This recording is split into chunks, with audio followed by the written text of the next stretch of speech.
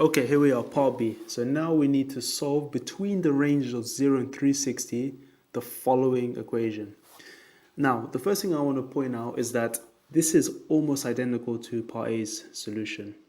For part A, we had a very similar expression. The only difference is that the left side was identical to tan x cos 2x. So what's this telling us? This is basically telling us that the left-hand side was identical, but that was identical to the right side. So we could actually assume that this whole side can be rewritten as tan x cos 2x. The reason why is because we cannot actually solve this. Or maybe we can, but it's just very long, winding, and difficult. Now, doing this, we can instantly notice that instead of looking at both sides, we can instantly notice that they both have a tan x, which can be cancelled out, and we'll be left with just two terms, a 3 sin x and a cos 2x. Okay? So, let's have a look here. So this means we're going to be left with, on the left-hand side, so let's just rewrite again, actually, for the sake of it. Tan x cos 2x, and this is equal to 3 tan x sin x. Cancelling out terms, so let me just quickly cancel these out. So this goes and this goes. Okay, so now we're left with cos 2x equals 3 sin x. Okay, now you can't do much with sin x, but cos 2x is a double angle. So let's rewrite this into the other properties. So the other double angles we had, so we solved the previous two. Cos 2x was cos squared minus sin squared. It can also be rewritten as 1 minus 2 sine squared x. So this is another version of the double angle of cos 2x. So let's replace cos 2x here with this sine squared x version. So therefore we're going to have, let's have a look, 1 minus 2 sine squared x, and this is equal to 3 sine x. And that's it. So let's put everything on one side. So it's going to look like a quadratic in terms of sine x, okay? So plus and 2 sine squared across and adding 1, we're going to be left with positive 2 sine squared x plus 3 sine x minus 1, and this is equal to 0. And that's it, guys.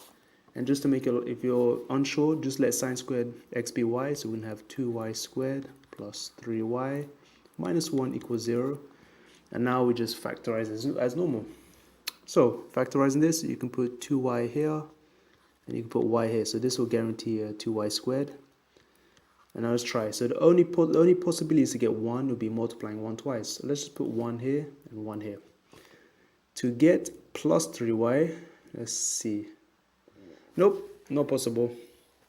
So this means we might need to use the quadratic formula, it seems. Too bad. I actually thought we can do this in one go. Let me see if everything's correct. Yeah, everything's correct. So, alright, so let's get a new page. So quadratic formula is, so 2y squared plus 3y minus 1 equals 0. Therefore, using quadratic, we're going to have y equals, so the formula, we probably know the formula by heart anyway, so I'll just go ahead and do it, yeah? Minus 3 plus minus the square root, so 3 squared would be 9.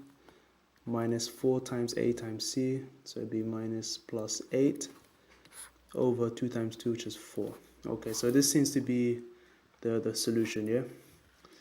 Yeah, that makes sense, because this 9 plus 8 is a prime number. Okay, so therefore your two solutions for y is going to be, for sine x, because y sine x is going to be minus 3 plus minus root 17 over 4.